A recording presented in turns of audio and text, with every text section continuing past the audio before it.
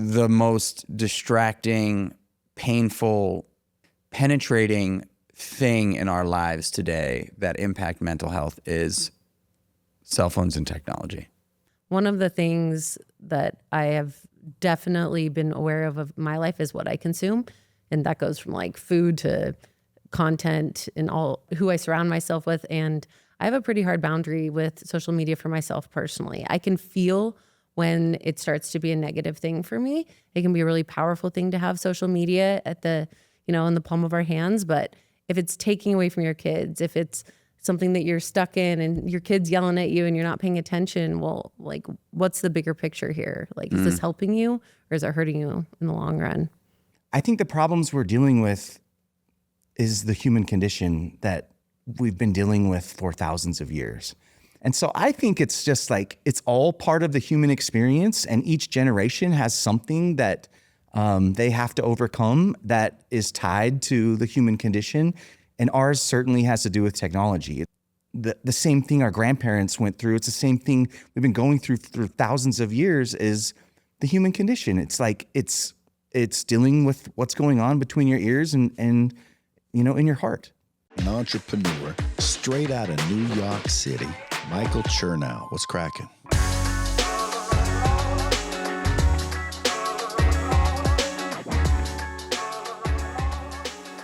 Mental health, right? It's, you guys are fully engulfed in the world of mental health, and I have battled with mental health for a long, long time. And, what I do want to kick off the podcast in saying is there's mental health, and then there's like mentally healthy and mentally unhealthy.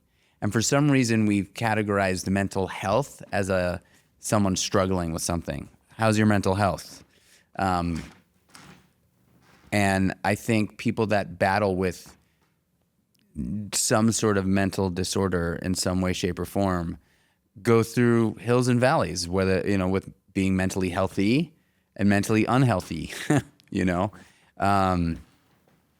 So what you guys are doing with Mindless Labs is super cool, because you are offering resources for people free of charge to really navigate. And I would imagine that you have seen a massive explosion of people dealing with mentally unhealthy, situations. The pandemic was a big one, but what I think the pandemic did was create behaviors with people that kept them from connecting with other human beings. And we were just talking about this, right? Like, when did Mindless Labs kick off? So we actually launched the brand in 23, and then we launched product this year. So we've had the app and we've had an apparel line for 4 months now. So we're kind of just barely getting into that, but we've been kind of publishing content and partnering with mental health professionals for about year and a half. Yeah, year and a half, 2 years. And the you guys, essentially the apparel is kind of like supporting the app, correct? Like supporting the meat of the business. Yeah, that's the idea. I mean, one of the biggest barriers to getting mental health care for people is cost. So if we can push this apparel that brings awareness and branding to what we're doing, and it is able to support access and cost to a free app with the resources that people need, that's a little bit of a different take on mental health and helping us break down one of the barriers. We talk a lot about the 3 barriers to getting help, are access, cost, and stigma. So if people are wearing the apparel, that's kind of breaking the stigma, talking about mental health on a lot of our items. That's with the purchase granting people free access to our app, and then cost is, removing that barrier as well. We're kind of trying to like hit it from all sides and remove these barriers. So access, cost, all of that isn't in the way from everyone having the care they need to not feel alone when they're struggling with all these things. What have you guys seen since launching? Like what kind of consistencies or what sort of common threads have you seen in people? I have seen something very similar to what you started talking about, is that mental health is a spectrum. I don't know when this happened, but it's like the word mental health became synonymous with like illness. Right. And we all have a level of health and we're somewhere along this spectrum. And we were just in a presentation by a professor from University of Utah who specializes in reducing, in research that reduces mental health stigma. And he said this was crazy, I didn't know this, but one of the best things that we can do to help reduce the stigma is recognize that we all have some level of mental health. And some people are temporarily on this kind of the low end of the spectrum, and some people are temporarily on the high end, and we kind of move back and forth. And some people maybe are more often on the high end or more often on the low end, but it's like we're all in this together. And so what I've seen since we launched is like a lot of different levels. Some people are dealing with depression where parts of their brain shut down that want to do anything besides hibernate, you know, and they're somewhere on that spectrum, and that's difficult. And someone else is maybe in kind of a fight or flight mode, and so they're feeling anxious and they are dealing with a lot of anxiety. And someone else is maybe feeling better, but they're still like not self-actualized, or they want to be self-actualized. And so they're working on like, what's the word I'm looking for? Their own performance in their life or optimizing their life. All three of those people are working on their mental health, so to speak. They're just at different places, and they need different things, just like our physical body, you know? Is there like a certain resource that you guys offer on the app that you see people gravitating towards most? Oh, that's a good question. We do have a resource that we published. I don't want to say what you call it, the Anxiety Survival Guide.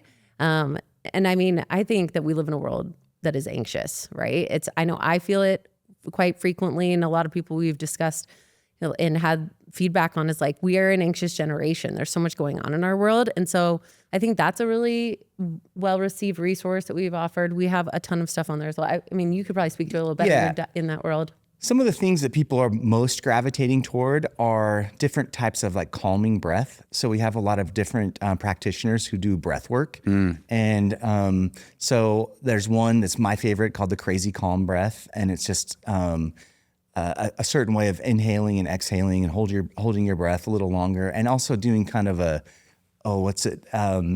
toning with your toning voice, yeah. So that you initiate the or massage the vagus nerve a little bit, and it really helps you calm down. So that seems to be one of our premier, or not premier, but most used practices in the app. I saw you actually, I don't know where I saw this, but you were talking about you've done a lot of breath work coming out of your mental health journey. I know that people think from time to time it's like a little bit woo-woo. Do you feel like you tap into that world as well as the more traditional therapy world, or what's the vein of mental health that you prefer?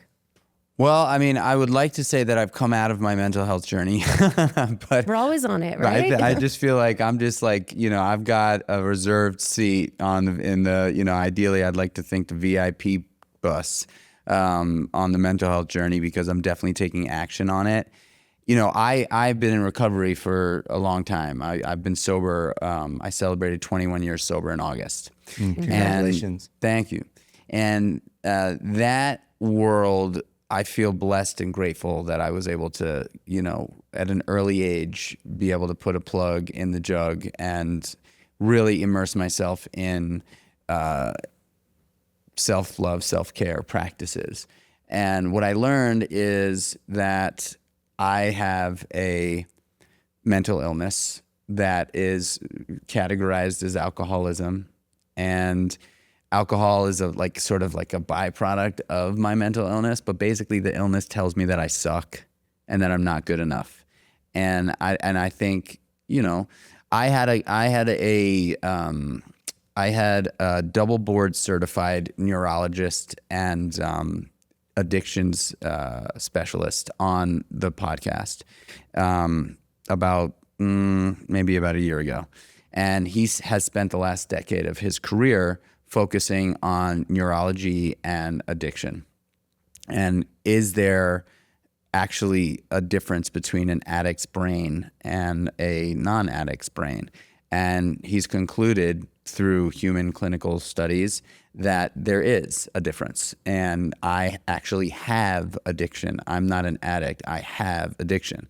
And that is like a real, for me, having him on the podcast, that just, it's kind of silly, but it actually made me feel good to know that, like, hey man, what you battle with, it's a real thing, you know, and you have found ways to treat it by abstaining from alcohol and drugs and connecting with as many people as possible. Because me alone, not the greatest situation, you know, like I could definitely find, you know, dig myself a hole.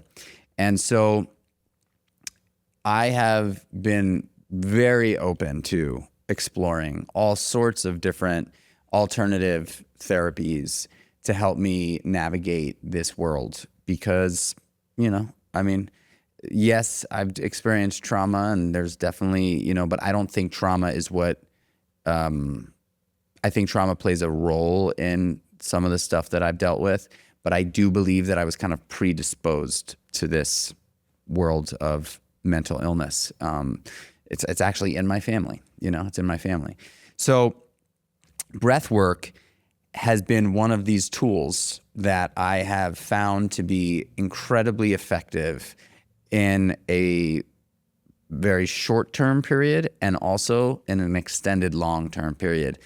The more in-depth breath work that you've probably heard me talk about, like the holotropic, is it holotropic or maybe it's holotropic breath work, and the style of breath work that I've done is called rebirthing, which is, it's unbelievable. I mean, it's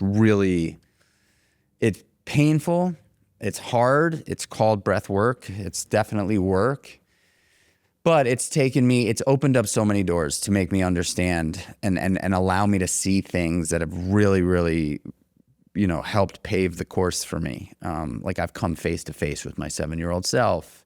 I saw my dead father who told me he loved me for the first time ever in a breathwork session. It's all during breathwork. All during Probably breathwork. not the same session, but Different sessions. yes, amazing. You know, like I have the very first breathwork session I ever did, like in this style of breathwork, was one of the greatest moments of my life. Honestly, it was. I felt, and I had no idea what I was getting into. I was at an event, and this guy who's now my breathwork coach, Michael Gazzo, he had asked me if I'd done breathwork before, and I said, "Oh yeah, like Wim Hof all day," you know. And he was like, "Nah, it's a little different." He was like, "Just follow my lead." And there was like 15 other people there, and we were under a tent in the middle of Georgia, like in the middle of nowhere, and like in this kind of breath work, it's a somatic experience as well. So like, you know, my hands will completely like cramp up and like get the my claws. chest. It's the lobster claws. Yeah. And, you know, if you don't know to expect that, it's scary as hell. You think you're having a heart attack, you know, because it's really scary. Like it's just a very weird feeling. Anyway, I like jumped up and I was like, I'm dying. And he was like, no, just relax. Like, it's okay. It's just oxygen. You've overdosed on oxygen. This is what we're trying to do. Like, we're trying to give you just an experience through the breath. It's a psychedelic experience 100%. without Yeah. anything but your own body doing it. I think it's more powerful than a lot of psychedelic drugs you could do. I mean, I have not, like, there are definitely people in recovery that go down the ayahuasca and the iboga and that whole thing. I have not gone down that path just because I know the kind of guy I am, and like I would be the dude on a plane to Costa Rica every 6 weeks. But you've had the breath like right here every day. The psychedelics became, or not became, but it is kind of very in vogue, and I think that's okay. I think there's a lot of good that is coming out of it, but that's the thing about breath work is you can have some of the exact same experiences from oxygen and from doing some work inside, and you had an experience with your father who had passed. That's incredible. I mean, it was so real. And when I came out of that breath work, almost every time I do breath work, And I don't do it all the time, this kind of breath work, because it's tough. It's work. It's work, man. It's, you know, I do it probably once a month now. When I first started with Mike, we were doing it every 2 weeks. But when I came out of that, I told him what happened. And I said, man, like, I just saw my father walk into the room, kneel down next to me, put his hands through my hair, whisper in my ear, I love you. And I wasn't looking for that. The intention wasn't to see my father. He always asked me for an intention. I just said, I just want to peel back the onion further, you know? And he was like, you can chalk that up as, you know, a vision or a manifestation, or that happened, you know, like, it's up to you, man, how you want to interpret that.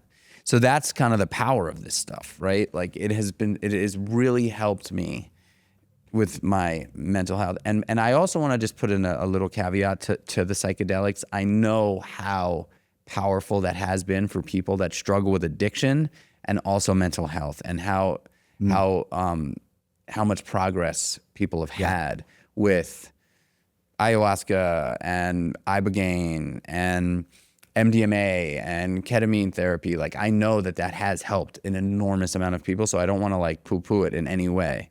I just know that when it comes to substance and me, I love it too much. Well, how cool that there's a way you can dip your great. toes that's safe, right? I think that's what's cool too about the app. We talk about this a lot, is like, one of the things is that, like, using an app to try out breath work or other therapy modalities, like, you're in the comfort of your own home. So you have to feel, you know, some of the breath work sessions I've been to when I'm in a group of people, you're like screaming or crying. And I mean, that's a little bit intimidating to be that vulnerable around a group of people. But if you can do it in the comfort of your own home and kind of like test out the waters on what works for you for mental health, I feel like it's a little bit easier to ease into something that might seem a little bit scary. Yeah. A group of people sharing your mental health journey with them, you know? I love what you're saying about, you know, what works for you. And the thing is, as I went through my own mental health journey, and my mental health got really bad in 2017, I didn't know anything. All I knew was go to therapy. I didn't know there's all these different modalities of therapy. It's like, you know, if you broke your leg and someone's like, you know, go to a doctor, but you end up at an ear, nose, and throat specialist, it's like, that's not where you want to go, you know? And so for us, we try to publish in the app, like, all the different modalities that exist. And then there's ways that you can kind of practice them and do some stuff on your own. And then if you like it, okay, now we'll go see a specialist who specializes in that. Like, one of the modalities that I really like is called interfamily systems. And have you seen the Pixar movie Inside Out? Yeah. And so the different parts of the self, Inside Out is kind of based off of interfamily systems. And so when you do therapy that's based on IFS, interfamily systems, each part of you gets kind of its own personalization or its own character, so to speak, like the movie, and you kind of have a dialogue with that part of yourself. And so in the app, we have like a practice about IFS that a therapist walks you through how to do some of it on your own. Then if you like it and it's like, oh, this could really help, this has helped, well, then you can go find somebody who specializes in IFS. Because there is a difference of like what you're describing of, what was your breathwork coach's name? Max? Mike Gazzo. Mike. There's a big difference of working with him one-on-one and doing like a breathwork practice in an app. That's going to be helpful, but it's this human exchange that we talked about, like filming the podcast together. There is a human exchange with somebody who's a professional, and you can't replicate it, but you can like get introduced to it, and you can start doing some of that stuff on your own to find what you like, and then go further down those paths. Which I think is cool. I also think, like, you know, so obviously we're talking about like intense breath work, right? The holotropic or the rebirthing, or like dragon's breath. You know, I haven't done that, but I've heard that that's pretty intense. There's also a whole other world of breath work that takes 3 minutes, right? Like, I'll give a story, an example of, so like you guys, I'm an entrepreneur, and that world only shuts off when you flip the switch down, right? Like, you could be an entrepreneur 24 hours a day, 7 days a week without turning it off at all, right? And I've done that too, and that's not a healthy way to live, specifically in the world of mental stability. I've gotten way better at creating boundaries there. But about 2 years ago, maybe a little longer than that, maybe 3 years ago, I didn't have this system that I had set up, this habit that I had set up, where I was creating a buffer between work energy and home family energy. And I was just coming into my house, like rushing in to be on time for dinner with this intensity of being an entrepreneur. And my kids don't care. They don't want to see entrepreneur dad, or maybe they do sometimes, but like not every day, you know, like they want to see that dad's like a grinder, but not coming in with this intense energy, right? Like they want their dad to like hug him and kiss him and love him and pay attention to him. And I was on my phone trying to finish up an email as I'm walking into the house, and my son was like, Dad, I want to tell you something about my day. And I like ignored him, and he was like, Dad. And I was like, ignored him, finishing up. And then he was like, Dad. And I was like, dude, don't you see I'm working? And like, I just watched his face go from like excited to see Dad to like, what did I do wrong? I'm sorry. Like, what did I do? And it just crushed me. It crushed me. And that's when I realized. Did you notice right in that moment, or was it later that you reflected back on it? Did you right see in that his moment, size because he face? turned around and he got sad and he turned around and walked away. And I like turned the volume up on my self-awareness barometer immediately, which is something that I also, you know, have battled with. And I was just like, oh my God, like I just like that. What did I just do? I just destroyed that kid's day. All he wanted was for me to just pause, get down on a knee, get on his level, and listen to him tell me about the thing that happened in the playground. And so that crushed me. Even just saying it out loud makes me sad to think about. So what I did was I said, okay, I need to figure out a system that is going to relieve this high intensity energy that I'm walking into the house with.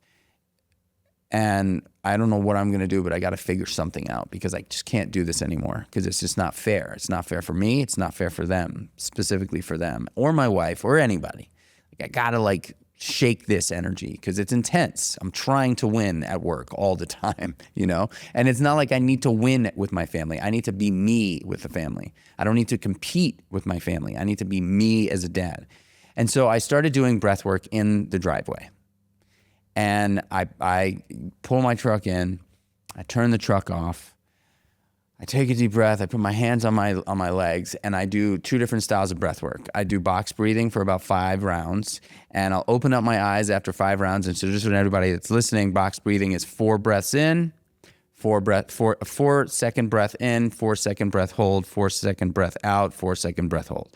You just kind of go through that. And I would do that 5 times, and I'd open my eyes and like it's crazy how fast that stuff works, because you could really, if you do it with your eyes closed and then you open your eyes, you could feel like, have you calibrated? Have you sort of regulated your CNS at all? And I'll do that. And if I open my eyes and I'm like, nah, still pretty intense, I'll do this double inhale, long exhale breath. And I'll do that for 5 to 10 rounds. And it takes about 3 minutes. And I could honestly say that if I do both of those back to back, I am like baseline, if not better than baseline, like ready to just be a dad and a husband, and whatever the hell is going on at work kind of stays on the other side of the driveway. And that's been super powerful. So like there's so many different styles of breath work, you know? Mental health is like, I think, arguably the most distracting, painful, penetrating thing in our lives today that impact mental health is cell phones and technology. Absolutely. How do you guys feel about that? I have pretty strong opinions about it. You go first. I can say just personally, one of the things that I have definitely been aware of my life is what I consume.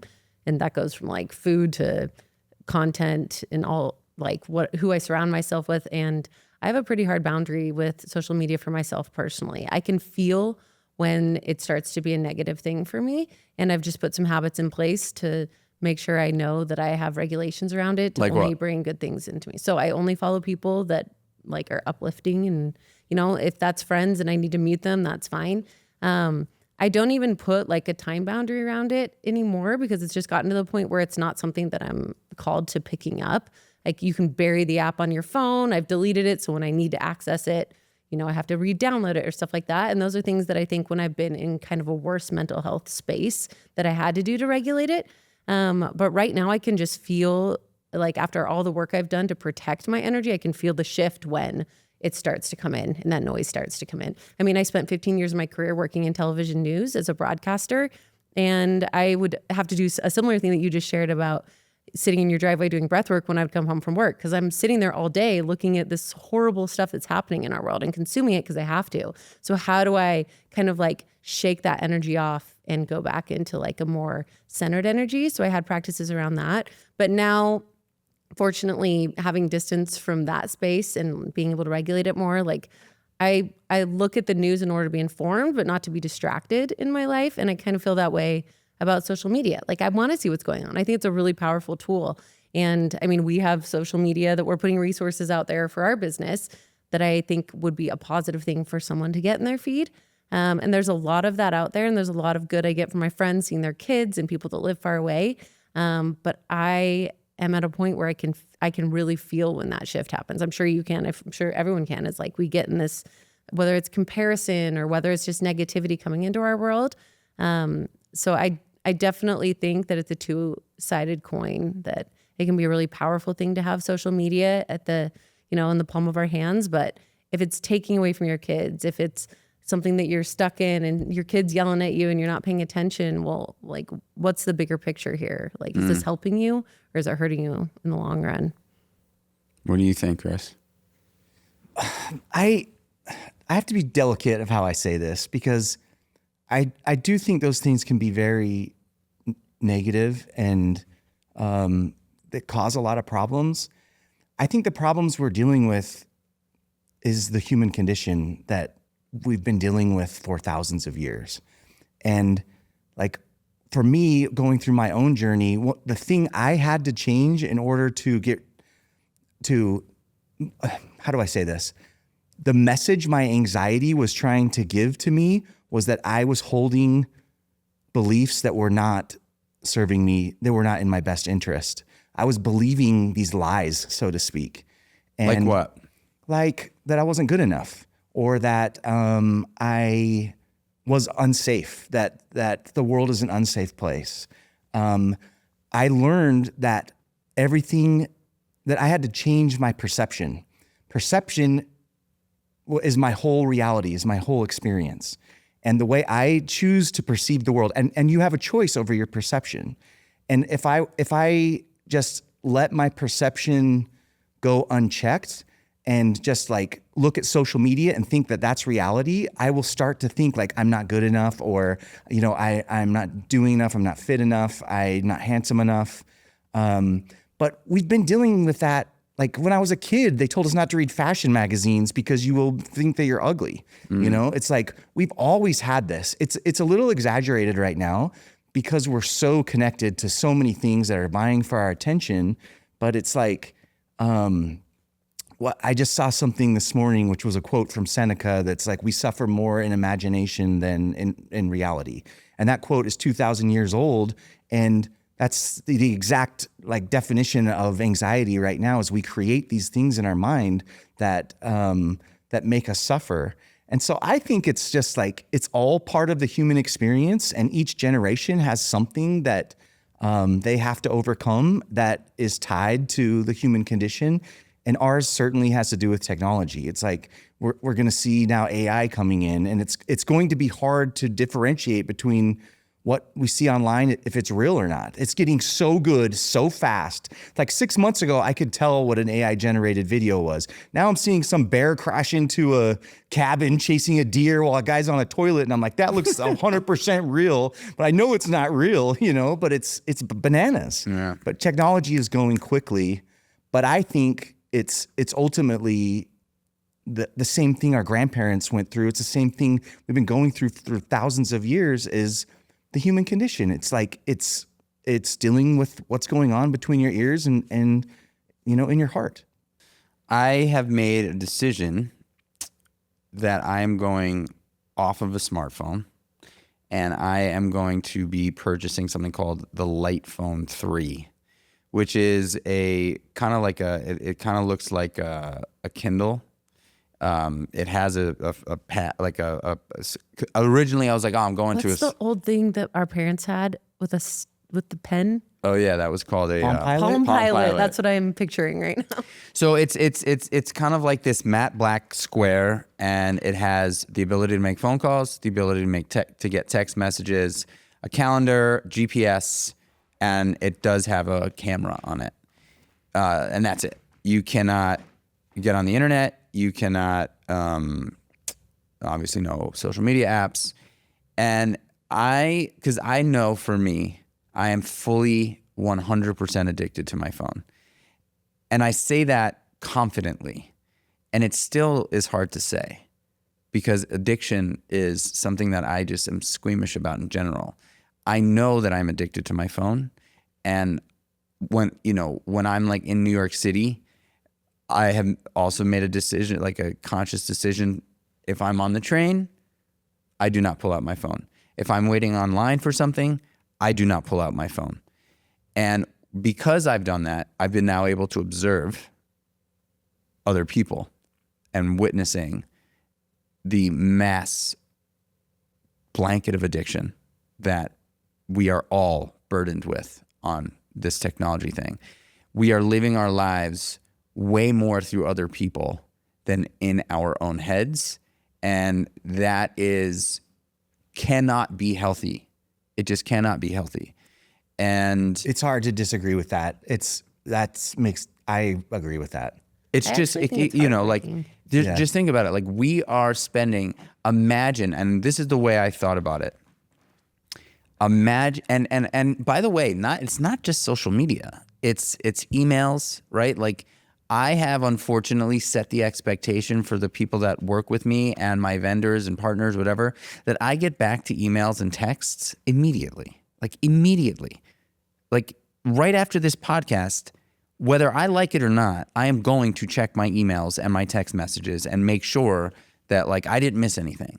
And but there's also like an expectation that that's what makes you a great businessman. It's like, oh, they're so responsive. It's like people glorify that. Totally. You're on top of it. You're dependable. You'll get back to people. But I am going to try to change that, because I think it is unfair to expect people to live their lives in this unbelievably fast, hyper-connected communication way. It's just, business has been around for hundreds of years. If you wanted to get something done, it was either done on a conference call, and prior to that, it was done by written letter or in-person meetings. And by the way, some of the biggest deals of all time have happened prior to this technology boom, right? Like, Rockefeller was made rich not because he had a cell phone in his pocket. Yeah. You know what I'm So I saying? have a question for you. Obviously, it's more understandable for people perhaps to understand how addiction to drugs or alcohol can be a negative impact. But for you, why are you doing this? Like, is it a mental health negative impact that you're seeing when you're on your phone, or is it affecting your relationships? Like, why are you switching to this other phone? Because I asked myself this one question. What if I was able to take all of the time I spend on my phone and channel it towards my wife and children? Just think of that. How much time do I spend on my phone every day? Now let's take email and text messaging out of the equation. Social media, picking up the phone habitually, looking through apps, checking this, checking that. If I was able to take all of that time and redirect it towards my wife and children, not saying that I'm not a present dad and husband, but if I was able to take all of that time, how much more time would I be spending with my wife and kids, present and there, available? And because I also asked myself the question, like, we have been brought up, and I would imagine we're all roughly around the same age. We have been brought up to think that Success is things and money. That is success. What kind of car you drive, what kind of clothes you wear, what kind of business you have or work within, what kind of vacations you take, what does your house look like, who your partner is or not. These are the things that have kind of defined success for us. And at the end of the day, in my opinion, success is how happy you are or unhappy you are is ultimately what is going to define.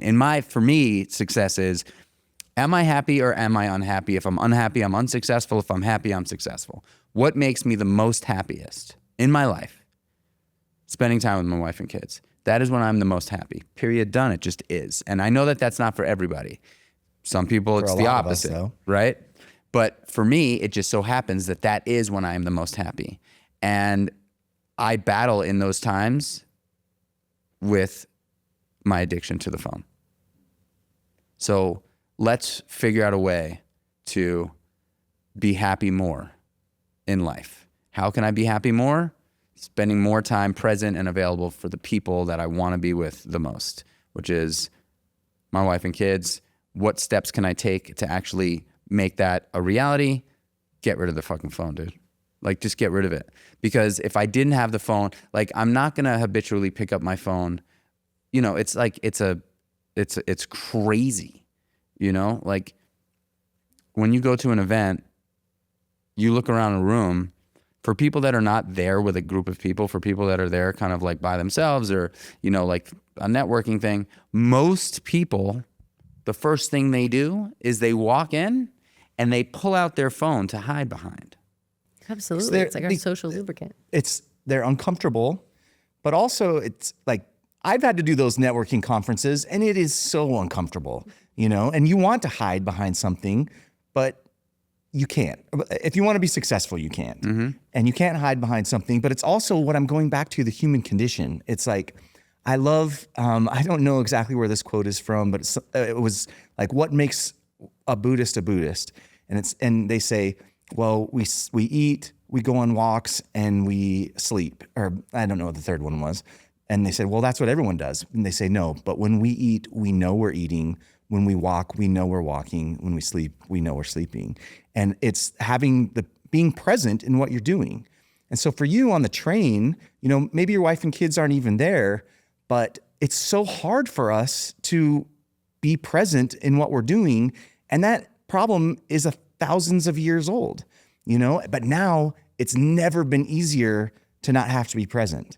It's like when I was a kid, it's like I would eat cereal and we'd read the back of the cereal box because there was nothing else to do, but we still didn't want to be present. It's like you go to the bathroom and you're reading the back of the shampoo thing because it's like, I don't want to just sit there on the toilet, you know, but it's like, that's the human condition. It's hard to be where your feet are. And that's also where happiness and joy is on the other side of that.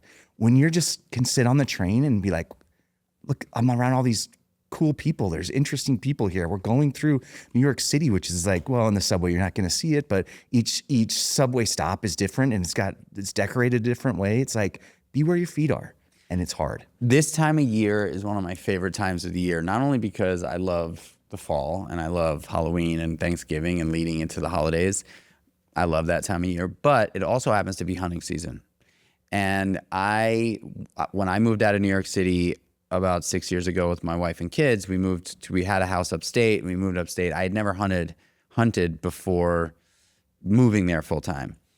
So I decided that I was going to teach myself how to hunt on YouTube because I have a big property and there's a lot of deer and no one hunts it. So I was like, man, like if I can get my own venison, this will be awesome. I taught myself how to hunt, and I am obsessed with not killing animals. I am obsessed with being in the woods by myself from 4:45 in the morning till 8:15 typically in the morning. You cannot, if you want to be a successful hunter, you cannot look at your phone. You have to sit, you have to be as quiet as a mouse, and you have to observe. You are forced into being present. It is like I'm sitting here with you guys. I am present, but I am so goddamn excited to hunting on Friday morning because I am forced, because I really want to be a great hunter. because I love the sport of it. And I love being in the woods by myself. When it's pitch dark out, it's scary. And I get to watch the sun come up, and I get to see like all the different birds, and I hear the squirrels, and I listen to the squirrels like quarrel. And it sounds like super whatever, but it's so therapeutic. And that's another reason that I have made this decision to just step away from the phone. And look, I don't know if it's going to be a forever thing, but I am the kind of person, thankfully now, that will do what I say I am going to do.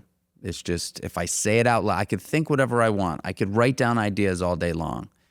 But if it passes my lips, I'm going to do it. And with the phone thing, I'm going to do it. And it's going to be a minimum of 3 months. And I'm just going to see how I feel. It's going to be life-changing. I think so. I think it's going to change so much that you don't even understand. I mean, I just, like, imagine I can experiment with this. And, there's like 50,000 people that I write a newsletter to every Friday. And I share about everything in that newsletter. My life, I'm like an open book. I'm super vulnerable on it. And I said to the community on last Friday, I'm going to do this. And I'm going to share with you guys what it feels like, as I'm going through it. Was there any response from them? Yeah. So I always get people responding. And, I had a number of people that wrote back and said, hey, like, I've done this. And I'm just here to tell you there's going to be a massive withdrawal process for you. And it's going to feel physical. Like, physically, you're going to go through a withdrawal. And I'm willing to experience whatever it is, because I just know that life is not about, our phones have the best life ever. They get the most attention. They get to experience things before we even do, because you see something cool, you're like, boom, I'm going to videotape this thing. And so the phones are actually getting that experience before it even hits our eyes. Like, it's crazy. That's one thing I stopped doing. I do not film at concerts or anywhere I'm at. It's like, if I'm at a game, anything, I'm experiencing this through my eyes. I want to share something that is really hard for me to share, but it is a truth, and I haven't said it out loud yet, because so I made a promise, and I broke my promise. I made a promise to myself that I would never be on the phone at my kids' games. And I was really, really good about it. And last Saturday was the last week of both my son's soccer seasons. And I didn't tell my wife this yet. I certainly didn't tell my kids this yet. But I've been wanting, both of my sons have been wanting to score a goal. They're both young. They've been wanting to score a goal. And on Saturday, it was the last game of the season. It was the end of the game. And I'm sitting there with Finn, who's sitting right next to me, and I was on my phone. And all of a sudden, Finn goes, "Dad, Dakota just scored a goal." And I missed him scoring the goal. And I was like, and it's so fucked up, because I lied to Finn. And I said, "I know, buddy, I just saw that. That was crazy." And it just has been eating me, and I feel like I got to share about it, man, because this is what I'm talking about. Like, the phone is so intense. It is so, like, it robs us of life. I really believe it does. And, like, I'm so happy that I was able to get that out just now, because and it may seem small, but it's fucking huge, right? Like, we are missing life. And if anybody were to say that that's not going to impact your mental health, they're lying to you. I want to go through this experiment and really, like, I just feel like there's got to be a movement towards stepping away from this thing, because I think it is totally polarized, this mental health crisis that we're in. It makes it so easy to escape from life and not be present. And there's something inside of us. People say it's the ego that The ego doesn't like the present moment, and it doesn't like us being connected. It wants separation. It wants us to be different from someone else. Could be better, could be worse. But it's like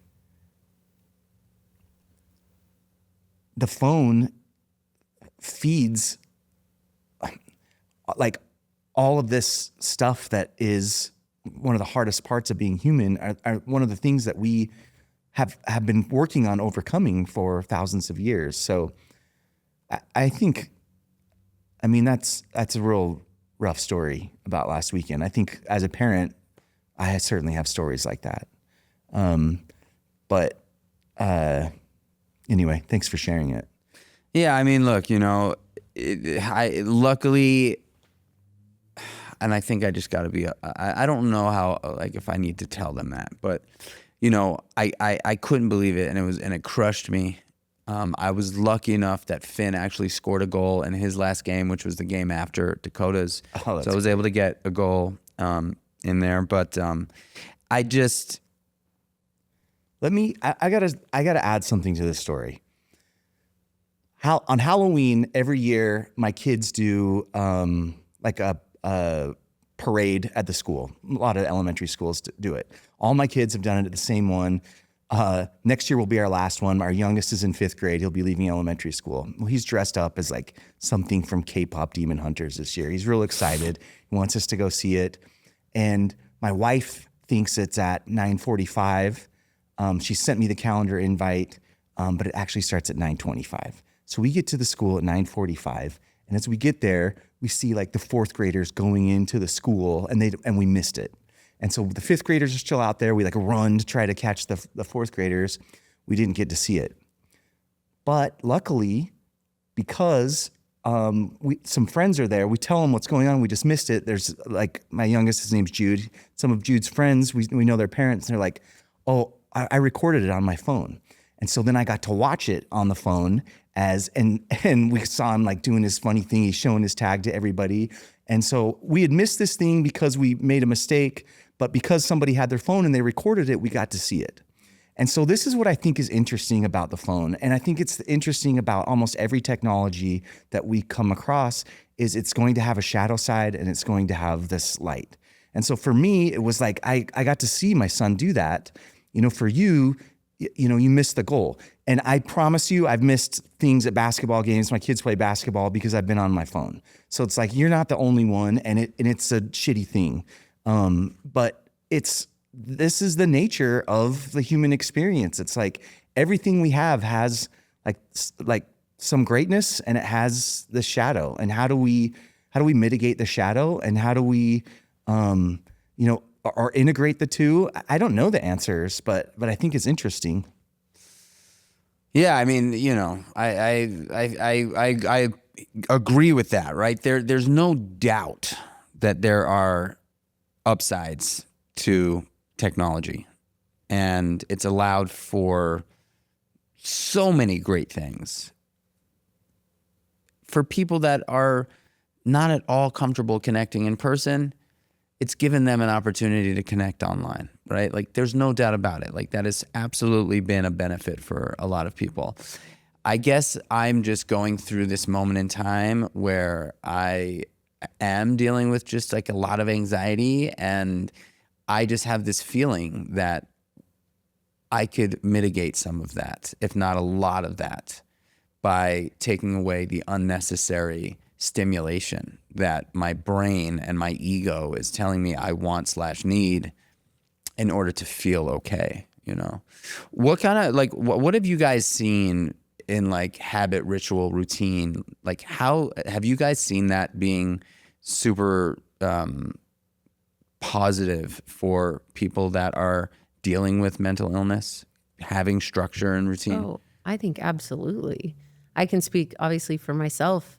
I mean, right now, the most routine thing I have is that I wake up every 2 hours all night to a newborn. But before that, I mean, we've actually talked about it as like getting my mental health under control on no sleep and all these things has been challenging because the things that are normally there for me are not, right? Sleep is like the bedrock of mental health for me. And then movement. And when these things are taken from you, it's like a little bit spinning. So it's been an interesting reflection of like, my normal routine and habits that keep me in check, when those are missing, then what remains? And so in this transition, for me at least, it's like, where do I fall back on and what routines are going to be in place? And I think that, Chris, I will let you share some of the mindsets that you work through, but like sleep, movement, nutrition, I think like breath work every morning, all of these things, having structure and having the thing when you can feel yourself start to get derailed and come back to that one thing that can regulate your system and keep you in line is like, I don't think there's anything that is more powerful for me than the habits I've put into place that I know work for me. Is there any one or two that have really stood out to you that you just are just non-negotiable? Yeah, a non-negotiable for me is movement. And that has looked very different right now, from like intense movement of being a competitive athlete to just training to be fit to now being a mom and recovering. But it looks like getting outside and walking some days, but it's a non-negotiable because I know what happens up here if I don't move my body. So for me, that's probably, aside from sleep, which is a habit that is no longer a habit right now. Movement is definitely number one. What about you? Well, I'm kind of looking at this from the perspective of some of the mental health professionals that we work with, and then like what they recommend. And one of the things that is not going to just be surprising, you just touched on it, is getting control of your sleep is really one of the number one things you can do to help your mental health. And like there's some things we feature on the app about how to have better sleep hygiene. And so some of that is ritual. Same time going to bed every day, same time getting up every day. I struggle with that one. On the weekends, my schedule goes very different than in the weeks. But I struggle with my own sleep hygiene I have quite a bit. It's one of the things I've corrected in my life that really made a big impact on my mental health. But one of the things that they recommend, that the mental health professionals that we work with, is don't use your bed for anything other than like intimacy and sleep. So don't lay in bed to watch shows at night, do that somewhere else, or don't play on your phone in bed. It's like before you go to bed, get rid of the electronics, get rid of the light that's in your room, like let your natural melatonin sink in so that you can start going to sleep at your scheduled time. And so that kind of ritual and habit around sleep, I think, is real important. For me personally, one of the most important things I can do, and it's so crazy because I know it's the most important thing, and then sometimes I'll stop doing it because I'm like, I'm feeling healthy, so I'm going to stop doing the very thing that's made me healthy, which is so stupid, is meditation. Meditating every morning, for me, it's the act of focusing on something that my brain doesn't really want to focus on. So it can be my breath. I'll like pay attention to how my breath feels on my nose and just focus on it, or I'll breathe in, like in, out, and I'll just say that. Or I really like mantra meditation. So I'll have like a Sanskrit meditation or a Sanskrit, a mantra that I'll repeat, like Soham or Sat Chit Ananda is one I really like. And I just say this over and over. And if I ever catch my mind wandering to something else, that's the moment of victory in meditation, that you've realized the mind is wandering and bring it back to your mantra or your breath or whatever you're focusing on. And I try to do that for even just like 10 minutes. It really helps, because what does it do? It helps you so that I can be present on the train. If I'm training my brain to like be where it is and just focus on one thing, building discipline in the brain, it helps me be present. It also helps me be aware of, I have these spiraling thoughts. Like sometimes I'll pick a fight with my wife in my brain. It's like, that doesn't do anyone any good. And I start having this fight with her and I'm like, yeah, but then you did this and then you do this. And it's like, now when I'm regularly practicing meditation, I don't do that because I become aware of my thoughts. And before I go spiraling down some weird fight or spiraling down a false belief that doesn't serve me, I can just say, brain, thanks for trying to help me with this one, but I'm going to let this go. So for me, meditation every morning is just incredibly powerful. We're going to split this one in half. We're going to do a part 1, part 2 for sure. Just because I feel like, this is stuff that people need to hear.